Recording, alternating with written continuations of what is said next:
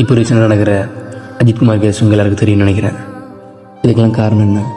பணத்துமுறும், அதிகாரத்துமுறும். இப்போ மட்டும் இல்லை, இதுக்கு முன்னாடி 2020, 2022 இது மாதிரி நிறையவே நடந்திருக்கு. இன்னும் நம்ம கண்ணுக்கு தெரியாமல் நிறைய விஷயம் நடந்திருக்கு, நடக்கத்தான் போகுது.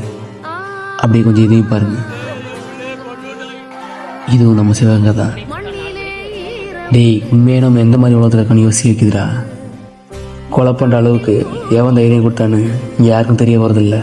ஏன்னா பாலிட்டிக்ஸ். எப்படியும் இந்த கேஸை நம்ம 2 நாளில் மறந்துட்டு நம்ம வேலையை பார்க்க போயிடுவோம். பட் இன்றைக்கி நம்ம இதை பேசலைன்னா நாளைக்கு இது நமக்கு என்ன நடக்கும்? லாஸ்ட்டாக இந்த ஆடியோ கேளுங்க.